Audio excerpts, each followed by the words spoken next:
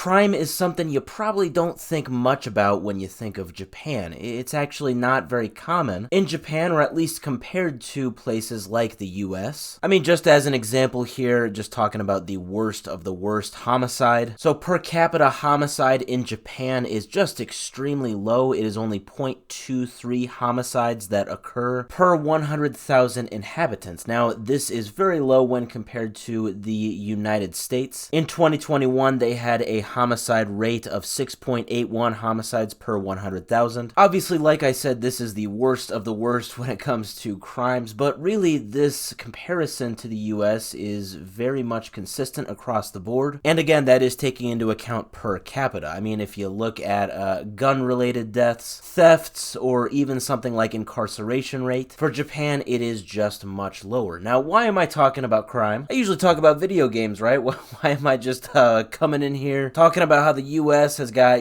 some crazy crime statistics, and Japan seems to be pretty cool, seems to be pretty peaceful, seems to be pretty safe? Well, you see, it is because of exactly that this news story that just came out is very surprising, that there has seemed to be kind of an increase in a situation that seems to be unfolding in Japan. Now, I can't necessarily say if it is exclusive to Japan, but especially given the statistics that I just talked about, it is very concerning to hear when there's kind of like a huge spark in crimes in the country of Japan. It's just pretty crazy when that happens. So this is coming from the Fuji Network News. This is a huge news source in Japan. Obviously, it is translated here. So this was just posted this weekend. So it says, of the 89 children involved in crimes as a result of online games, 37 were involved in Knives Out, the highest number. Parents are urged to set rules. Okay, so just right off the bat, what are we talking about? Who are these 89 children? What were they involved in? And yeah, I'm sorry, maybe some of this is kind of a bit of a translation,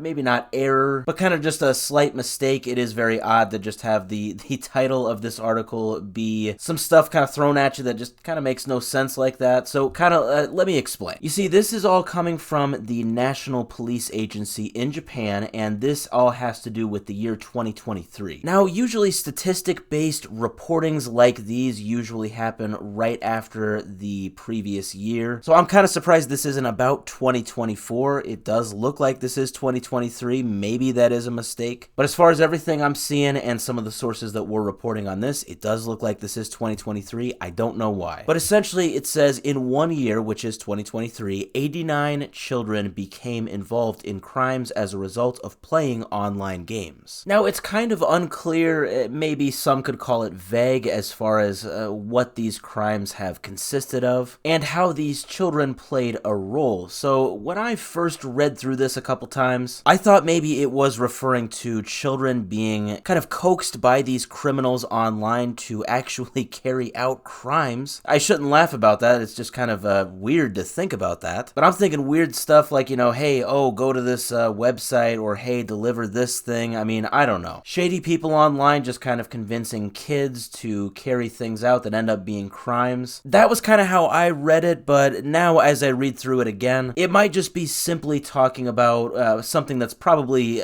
easier to understand, and that is unfortunately the act of victimizing these kids as a result of these crimes, whatever they are. I'll kind of let you be the deciding factor here. Again, translation might be kind of what is lost here, but it says the National Police Agency is urging parents to establish rules at home, as communicating through voice chat functions in games can lead to children developing a sense of camaraderie with strangers and following the instructions of criminals. Yeah, it's where they say instructions. That's kind of what made me think maybe they were like convincing kids to carry out these crimes. But I think I'm thinking too deep into it. I think this is just simply victimizing kids, unfortunately. So what about that whole thing where they said Knives Out? Yeah, and I'll be honest, I didn't even know Knives Out was a game. I knew that it was a movie that came out like 5 years ago, but I didn't know it was a game. Turns out it's kind of a sweet looking, I think, Battle Royale slash PUBG kind of game. So yeah, here's the thing. This statistic of 89 kids in 2023 was not the only statistic that the National Police Agency provided regarding this issue. Yeah, they actually talked about the most common games that are used as platforms, allegedly for what I would suppose to be criminals communicating and